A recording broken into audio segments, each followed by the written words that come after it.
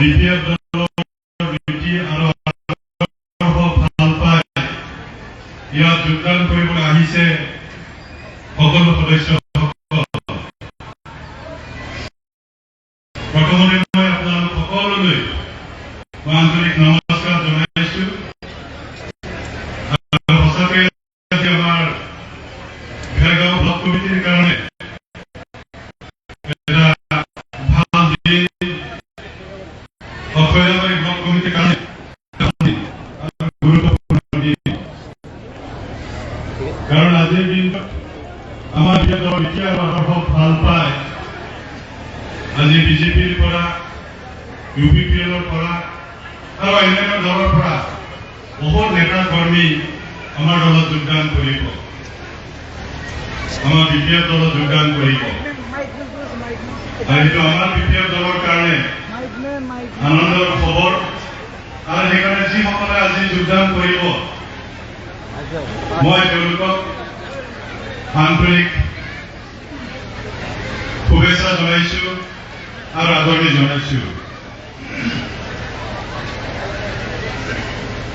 এতিয়া মূল কথাটো হৈছে যে আমাৰ আজিৰ তাৰিখত আমাৰ কোনো চৰকাৰ নাই, আমি ক্ষমতাত নাই।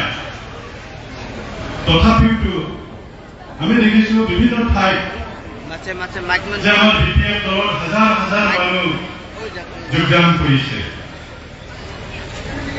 সেইটো বহুত ডাঙৰ কথা।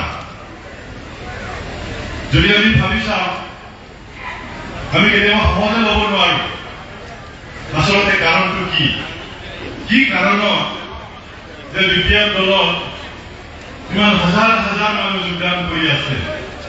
আমাৰ ক্ষমতাও নাই। আমাৰ চৰকাৰ থকা হ'লে বেলেগ কথা আছিলে, আমি ৰাইজক কিবা দিব পাৰিছো বা দিম বুলি আমি কথা দিছো, সেইকাৰণে মানুহবিলাকে আহি আমাৰ দলত যোগদান কৰিছে। কিন্তু আজিৰ তাৰিখত আমাৰ তাত একো ক্ষমতা নাই, তথাপিও আমাৰ দলত হাজাৰ হাজাৰ মানুহ যোগদান কৰিছে। যোৱাকালি গোলেগুৰি ব্লক কমিটিৰ কালাইগড় সভা হৈছিল, তাত হাজাৰ হাজাৰ মানুহ যোগদান কৰিছে। ইমান মানুহ মইতো য'তেই গৈছো এনেকুৱা মানুহ দেখিছো।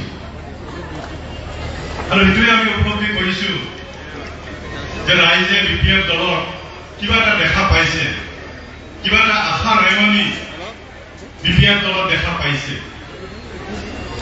যে BPF দলে আচলতে আমাৰ BTCৰ কাৰণে উপযুক্ত দল। BPF দলৰ সভাপতিৰ পৰা আৰম্ভ কৰি ইয়াৰ যিসকল কৰ্মকৰ্তা আছে তেওঁলোকে উপযুক্ত ব্যক্তি, সমাজত ভালকৈ নেতৃত্ব দিব পাৰে, সকলোকে সমান চকুৰে চাই, এইবুলিতো মনত এটা জাগি উঠিছে মানুহৰ। আৰু সেইকাৰণে আমাৰ দলৰ মানুহবিলাকে যোগদান কৰিবলৈ ওলাইছে, নহলেতো কিয় আহিব? আৰু মানুহবিলাকে আমি যিটো লক্ষ্য কৰিছো পাৰ্থক্যটো চাইছে। হাগ্ৰামা মহিলাৰ ডাঙৰীয়াৰ নেতৃত্বত নিৰ্বাচিত চৰকাৰ হিচাপে তেখেতে 15টা বছৰ চৰকাৰ কৰিলে। BTC অঞ্চলত বিভিন্ন ধৰণৰ উন্নয়নমূলক কাম তেখেতে কৰিছে। BTC অঞ্চলত ইমান অশান্তি আছিল, শান্তিৰ বাতাবৰণ তেখেতে আনিলে। সেইটো মানুহবিলাকে এতিয়া উপলব্ধি কৰিছে। BTC সৃষ্টি নোহোৱাৰ আগত আমাৰ এই অঞ্চলটো কেনেধৰণে আছিল খৈৰাবাৰী অঞ্চলৰ ৰাইজে ভালকে জানে, মই ক'ব দৰকাৰ নাই। ইয়াৰ ৰাস্তা ঘাট, ইয়াৰ পৰিৱেশ কেনেকুৱা আছিল আপোনালোকে জানে। সেই কথাবিলাক আপোনালোকে পাহৰা নাই। আমি যদি অলপ মনত পেলাওঁ, 16 বছৰ 17 বছৰ আগৰ কথা যদি আমি মনত পেলাওঁ, তেতিয়া আমাৰ তেতিয়া মনত আহিব কি অৱস্থা আছিল। আৰু হাগ্ৰামা মহিলাৰ দিনত এই সমস্যাবিলাক আমি সমাধান কৰিলো, ৰাস্তা কৰিলো, দলং কৰিলো, বিভিন্ন অনুষ্ঠান প্ৰতিষ্ঠান আমি গঢ় দিলো। সঁচাকৈ এটা ভাল এটা পৰিৱৰ্তন তেখেতে আনিব সক্ষম হৈছিল। ৰাইজে দেখা পাইছে কি পৰিস্থিতি আছিল, মানুহ ওলাবলৈ ভয় পাইছিল। এনেকুৱা পৰিস্থিতি নাছিল নেকি আগতে? ঘৰৰ মানুহজন যেতিয়া বাহিৰত যায়, ঘৰত আহি নোপোৱালৈকে ঘৰৰ মানুহজনীৰ অৱস্থা কি হৈছিল, কৰবাত ধৰি ৰাখিব নেকি, কৰবাত কোনোবা মাৰি দিব নেকি, এনেকুৱা ধৰণৰ পৰিস্থিতি আছিল আগতে। আৰু হাগ্ৰামা মহিলাই ডাঙৰীয়া সবল নেতৃত্বত এই পৰিস্থিতিবিলাক মোকাবিলা কৰি ইমান শান্তিপূৰ্ণ পৰিৱেশ তেখেতে সৃষ্টি কৰিলে, এই কথাবিলাক ৰাইজৰ মনত আছে। ৰাইজে উপলব্ধি কৰিছে প্ৰমোদ বড়ো ডাঙৰীয়াৰ নেতৃত্বত প্ৰায় 3টা বছৰ হ'বলৈ গৈ আছে চৰকাৰ কৰাটো। পাৰ্থক্যটো আপোনালোকে চাব দেই, 3টা বছৰ তেওঁ চৰকাৰ কৰিলে। হাগ্ৰামা মহিলাৰ দিনৰ চৰকাৰ কেনেকুৱা আছিল, প্ৰমোদ বড়ো ডাঙৰীয়াৰ চৰকাৰ কেনেকুৱা, নিশ্চয় আপোনালোকে অলপ ৰিজাল্ট চাই আছে। 3টা বছৰত তেখেতে নিৰ্বাচনৰ আগত বহুত ধৰণৰ কথা কৈছিল যে আমি অমুক কৰিম তমুক কৰিম, এটা বিৰাট ডাঙৰ এটা পৰিৱৰ্তন আনিম, চাকৰি দিয়াটো মই নকমেই, ঘৰে ঘৰে চাকৰি দিম, আত্মসহায়কবিলাকক 75,000 কৰি দিম, বিটিআৰ চুক্তিৰ যোগেদি আমি বহুত অনুষ্ঠান আনিছো। কিন্তু এতিয়া ৰাইজে দেখা পাইছে না কি কৰিছে, এটাও কথা তেওঁলোকে ৰাখিব পৰা নাই, এটা উন্নয়নমূলক কাম তেওঁলোকে কৰিব পৰা নাই। আজি খৈৰাবাৰীতে যদি আমি চাওঁ, এই 3টা বছৰত তেওঁলোকে কি কি কৰিছে খৈৰাবাৰীত, আমাৰ ওদালগুৰিতো কিন্তু একো কৰা নাই দেই, দেখুৱাব নোৱাৰে তেওঁলোকে, এটা চিন তেওঁলোকে দেখুৱাব নোৱাৰে। আৰু মই ভাবো খৈৰাবাৰীতো তেনেকুৱা ধৰণৰ লেখত ল'বলগীয়া, ৰাইজে চকুত দেখাকৈ সম্ভৱ খৈৰাবাৰীতো একো কৰিব পৰা নাই। পাৰিছে না ইয়াত?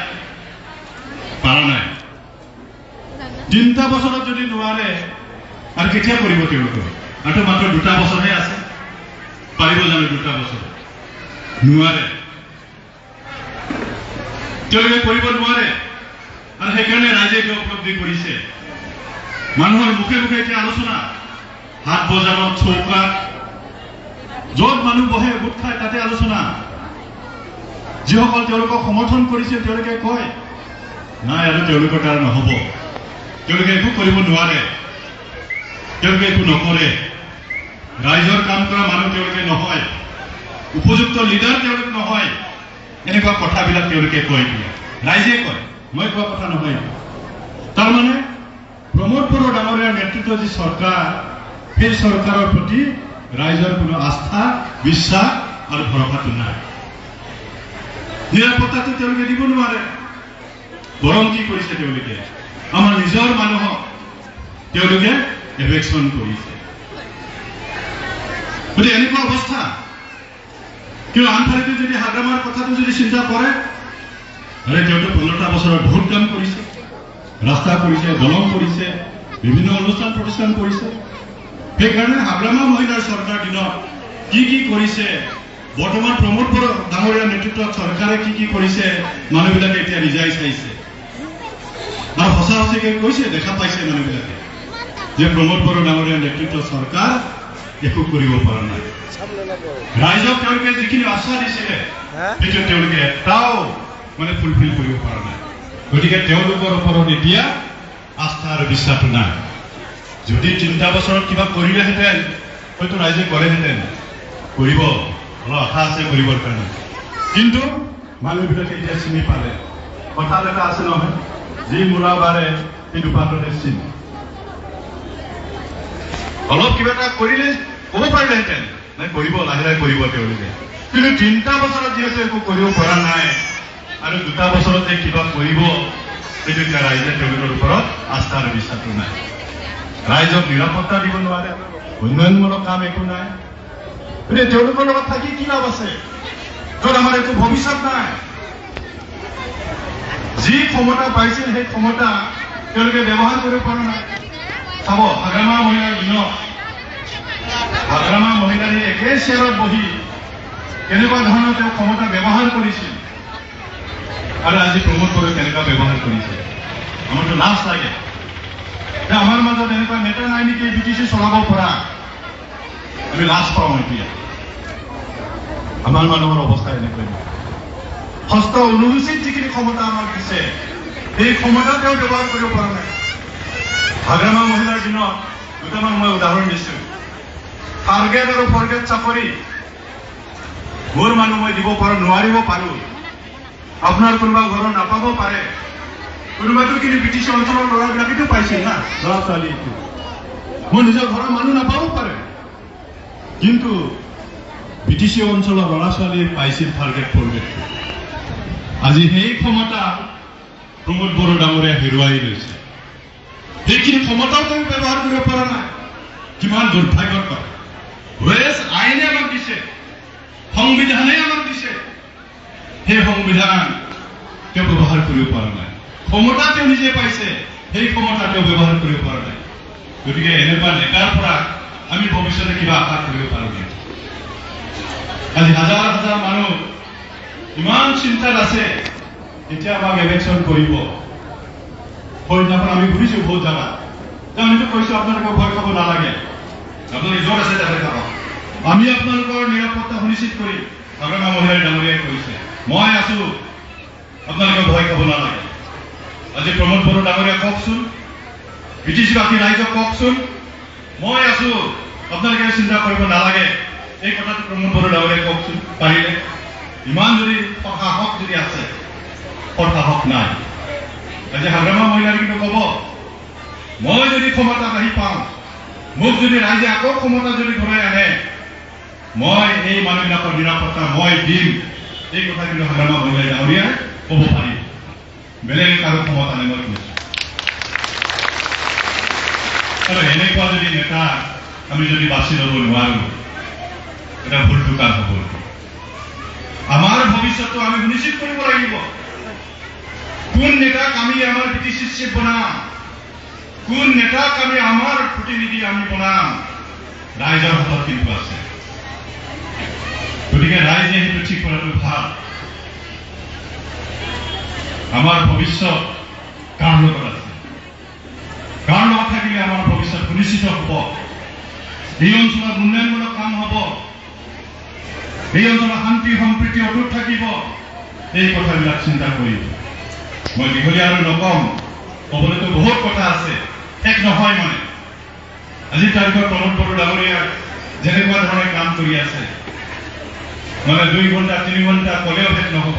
আপোনালোকে সকলোৱে জানে, বুজি পাইছে। আজিৰ তাৰিখত আমি সকলোৱে কম বেছি পৰিমাণে ৰাজনীতিত যথেষ্ট জড়িত থাকে। ছ'চিয়েল মিডিয়াতে চব চাই না আজিকালি, মোবাইলতে লিখি থাকে আজিকালি, কোনে কেনেকুৱা কৰিছে, কোন নেতা কেনেকুৱা। তো সেইকাৰণে মই আপোনালোকক অনুৰোধ কৰিম, আমাৰ ওপৰত, হাগ্ৰামা মহিলাৰ ওপৰত আপোনালোকে বিশ্বাসটো ৰাখিব, আস্থাটো ৰাখক, ভৰসাটো ৰাখক। 15টা বছৰ তেওঁ চৰকাৰ চলাই আহিছে। নতুন মানুহ নহয়, নতুন মানুহ হ'লেতো অলপ আমাৰো সন্ধিয়া থাকিলেহেঁতেন।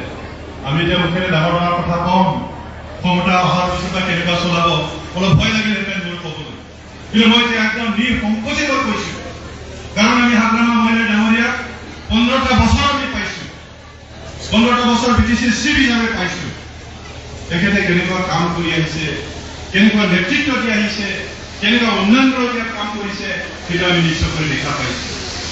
আৰু সেইকাৰণে আমি আজি জাতিকে কওঁ যে আপোনালোকে হাগ্ৰামা মহিলাৰ ওপৰত আস্থা আৰু বিশ্বাস ৰাখক, বিপেক দলৰ ওপৰত আপোনালোকে বিশ্বাস ৰাখক।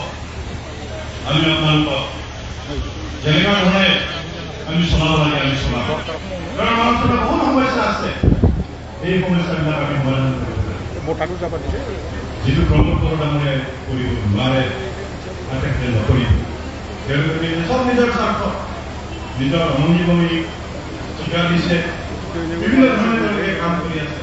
কিন্তু ৰাইজৰ কাৰণে তেওঁলোকে এতিয়াও ভাল চিন্তা ধৰণে কৰিলে, এই চিন্তা বছৰ তেওঁলোকে কৰিলে।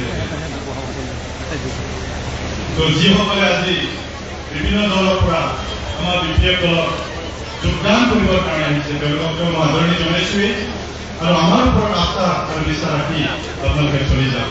আমি একেলগে কাম কৰিম, এটা সুন্দৰ BTC আমি সৃষ্টি কৰিব লাগে, য'ত বিভিন্ন জাতি জনগোষ্ঠী ধৰ্মৰ মানুহবিলাক একেলগে থাকিব।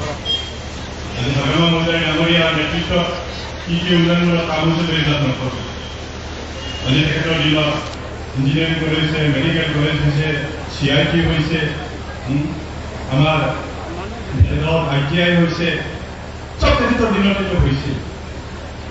গতিকে তেখেতৰ ওপৰত আস্থা বিশ্বাস কৰি আমিও আছোঁ, আপোনালোককো আমি আশা কৰিছোঁ অনাগত দিনতো আপোনালোকে সহায় কৰি যাওক, যাতে আমি বিপৰীত দলক এটা মজবুত স্থিতি লৈ যাব পাৰোঁ আৰু অনাগত দিনত যি নিৰ্বাচন আছে তাত যাতে আমি মুখামুখি হ'ব পাৰোঁ, তাত যাতে আমাৰ প্ৰাৰ্থীসকলক আমি নিৰ্বাচিত কৰি পঠিয়াব পাৰোঁ, কাৰণে মই আপোনালোকক আহ্বান জনাইছোঁ। সৰ্বশেষত আকৌবাৰ আপোনালোক সকলোলৈ মই আন্তৰিক ধন্যবাদ জনাই মোৰ বক্তব্য সামৰণি মাৰিছোঁ।